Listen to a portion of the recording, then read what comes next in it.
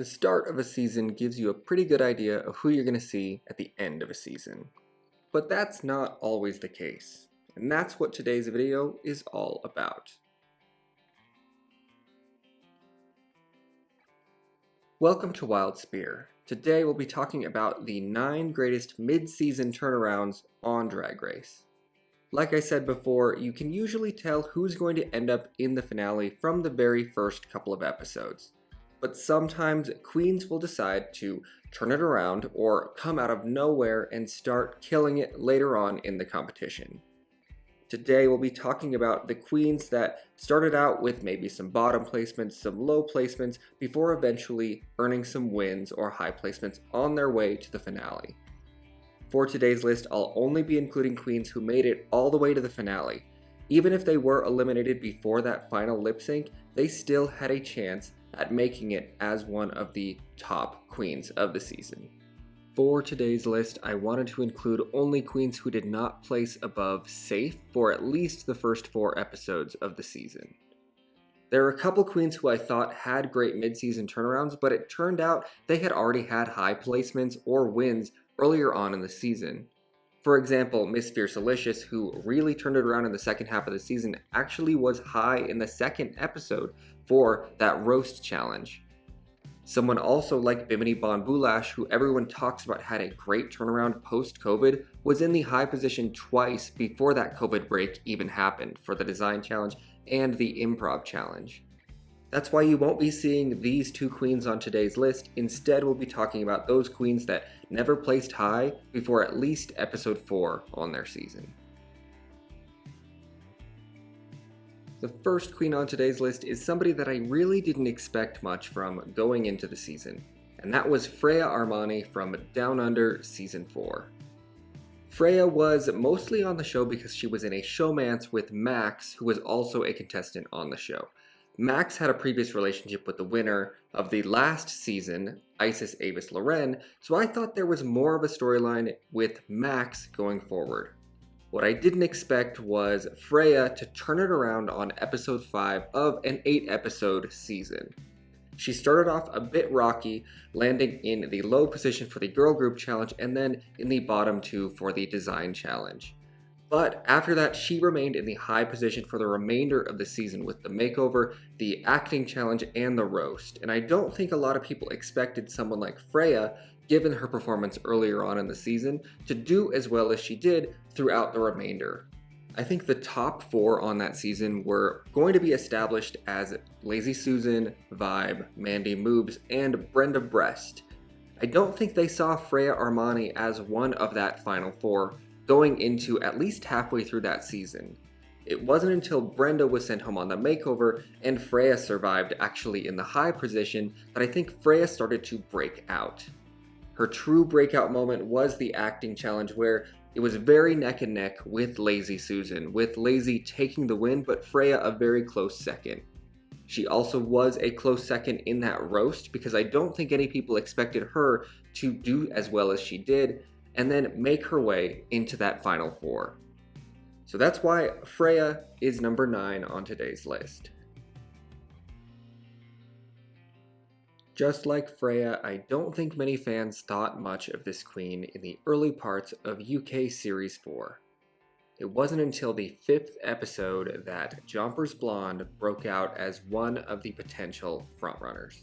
She had a bottom placement in the very second episode of the girl group where she took out Starlet, and then she again landed in the low position and probably should have been in the bottom 2 for the design challenge where the queens were paired up into pairs. She eventually was able to turn it around for the Rusical, which took place on the 5th episode where she had a breakout moment as sort of the crazy bird lady. The very next episode, she also landed in the high position for her Saint Patty impression that RuPaul forced her to do, and even though I think she would have won if she had gone with her crazy Enya impression that she wanted to do, but she did what RuPaul said and she was rewarded with a high placement. After that, she did have a slip up in the acting challenge where she was saved from elimination after competing against Black Peppa in a bottom 2 lip sync, but her look was one of the best looks of the season, so I'm going to choose to forget that and then remember that in the final episode, she was in the high position for the roast. Jumpers, like I said, was not somebody who really stood out, especially in that premiere challenge. It took until at least the Rusical for fans to start to notice, hey, Jumpers is somebody we should be paying attention to. The reason that I have both Freya and Jumpers at 9 and 8 is that they never actually snagged a win. They just rode a string of high placements all the way to that final performance in the finale. The rest of the queens on today's list will have at least one win that they earned after turning it around. The next queen on today's list is kind of an interesting case. While I do think this queen struggled a little bit at the start of the season, it really didn't feel like she was doing as poorly as her track record said. It was All-Stars Ginger Minj who didn't turn it around until the 5th episode of this 11-episode season. Ginger started off with a singing performance in the variety show where she was safe, and then she was again safe for her performance in the ball. She did land in the bottom for the infomercial commercial, and then in the Rusical was in the low position for her Fergie impression. Then I think it was when the judge decided, hey, Ginger's not doing as great as we want her to. We need to make sure that Ginger moves forward and goes further in the competition. And that's why I think Ginger was given that Pink Table Talk win, even though she was in the worst performing group of the week. She herself was fine and likely wouldn't have been eliminated, but they needed to ensure that Ginger continued on in the competition. She was given this win in the acting challenge. She very well could have won that challenge as well if the judges didn't want to give that win to Kylie Sonique Love. She did great in the girl groups. She also won the Snatch Game. So I think that Ginger had a string of consistently good performances so that when we got to the end, when we had the Drag Tots performance and the stand-up comedy performance where she did land in the bottom 4, she was never at risk of elimination. We knew that she had the better track record, even if she didn't start to kill it until episode 5 of that season. I think looking back, Ginger didn't do as amazing as maybe I thought when I first watched the show, but now that I'm looking back, she really did have a mid-season turnaround. Season 8 of Drag Race was a really short season. It had 10 episodes, with one of those being the finale, so really just 9 competitive episodes for these queens to showcase who they were. And there was one queen who I think is the poster child of turning it around on that season, and that is of course Naomi Smalls. She landed low in the very first design challenge and then was kind of flying under the radar. Naomi didn't have her big breakout moment until the 4th episode when she was in the new wave girl group with Robbie Turner and Kim Chi, where they were amazing in a hard rock performance. And while this may have been where her turnaround started on episode 4 of that season, I don't think she was the standout, and the fans didn't really remember her as much as somebody like Robbie or Kim in that same performance. The next episode when she landed in the bottom, the Snatch Game, I think the writing was on the wall for her, unless she killed that lip sync. And that's what she did, and that's where her turnaround really began. She won the very next episode, the makeover, with one of my favorite makeovers in Drag Race history, and then landed in the top for both the advertising and the ball on her way to making it to the finale. Naomi isn't higher on my list simply because she had her turnaround start on episode 4, or her first high placement on episode 4, when many other queens waited a little bit longer to start killing it on their season. We've seen how Naomi has performed since then and shown that she is a fierce competitor, but if you only watched the first 3 episodes of season 8, you wouldn't have known that, and you wouldn't have known how amazing Naomi is. Just one season before, we had a queen who was accused of sleepwalking through the competition, and that was Pearl on season 7. I don't know about you, but I thought Pearl was somebody who was going to go home soon. I knew Violet was going to do well, I thought Ginger was going to do well, I thought someone like Max and Katya, they were going to be queens that would be sticking around for the remainder of the season. Pearl was just kind of there. When we got to the 3rd episode and she hadn't placed above safe, and we had the Shakespeare episode where she was iconically bad, I thought, okay, this Pearl Queen, there's not much to see from her. When she landed in the bottom two versus Trixie and sent her home after the girl group advertising challenge, I thought, okay, maybe there's something here with Pearl that I'm not seeing. But the very next episode, we had the iconic "Is there something on my face" that woke Pearl up in the competition. This very same episode, which was the Despy Awards, one of my favorite episodes of all of Drag Race, she won the challenge. After sassing Rue to her face, she won the challenge. That's pretty iconic.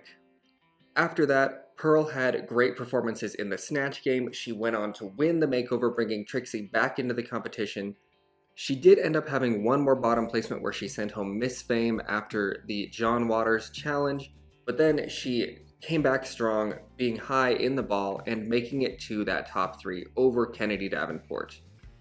Like I said, I don't know if Pearl had much win equity going into that finale. I think the win was probably going to be between Violet and Ginger, but Pearl was the fan favorite, let's not forget that. She turned it around from being somebody who was sleepwalking in the competition to a fan favorite in the finale. That has to say something. One of my favorite seasons of all of Drag Race across all the franchises was Down Under Season 2, which was a huge improvement from the disaster that was the first season of Drag Race Down Under. The queen that I'll be talking about was somebody who had the largest personality and the most confidence going into that season. That was Queen Kong. We've seen Queen Kong come back for Global All-Stars where her perception changed, but I think going into that season, Queen was one of the queens to watch.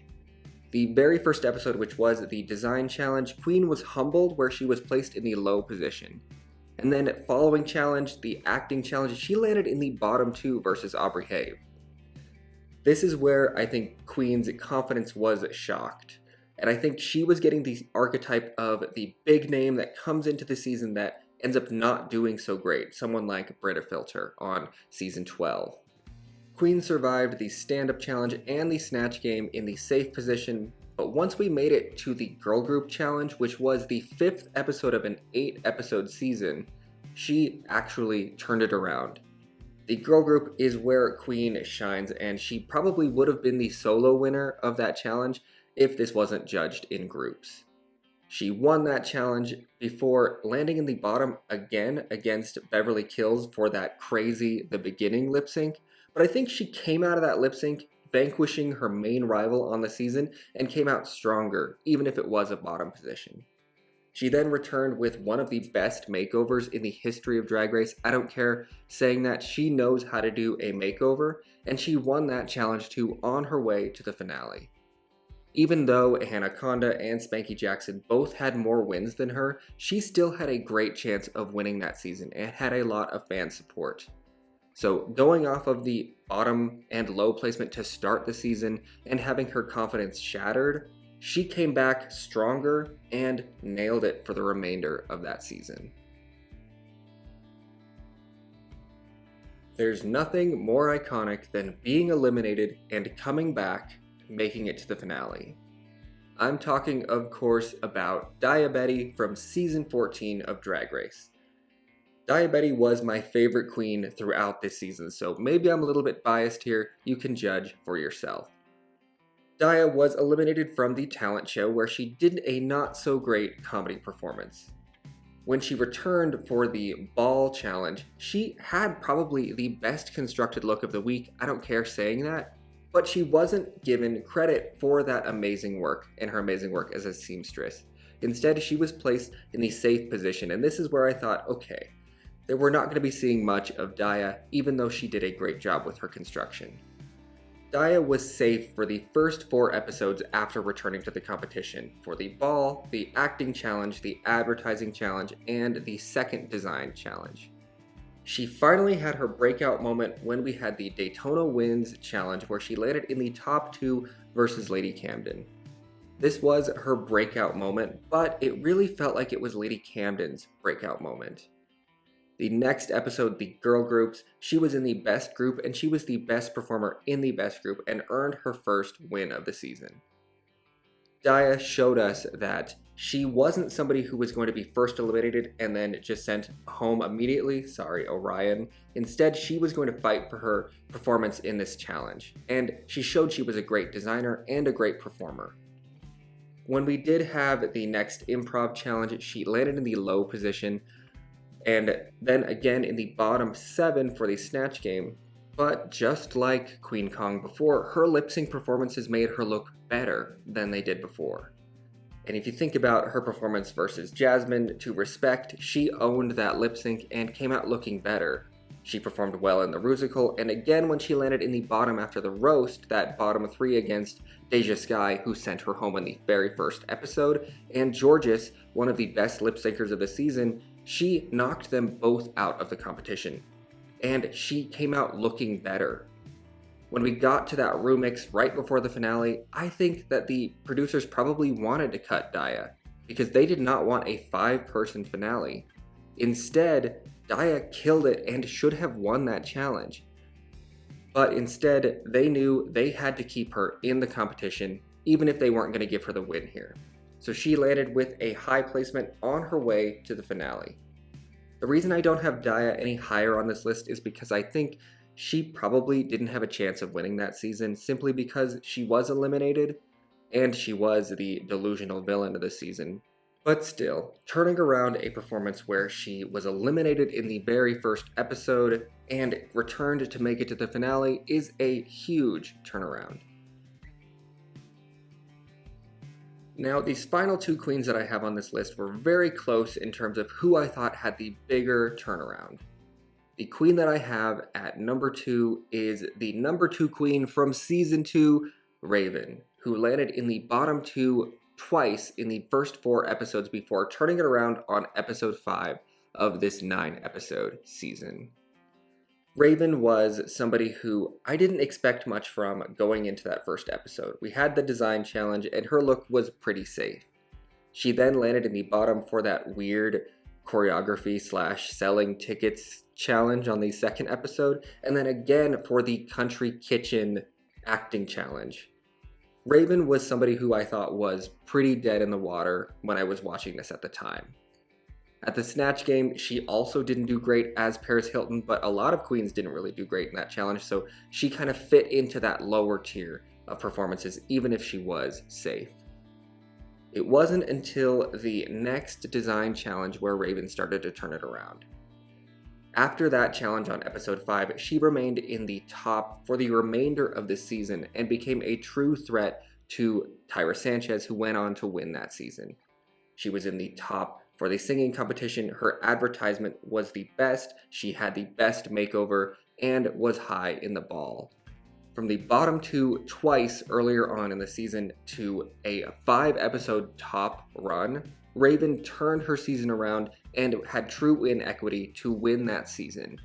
If she wasn't up against Tyra Sanchez, Raven would have been the winner of season 2, and that is a turnaround.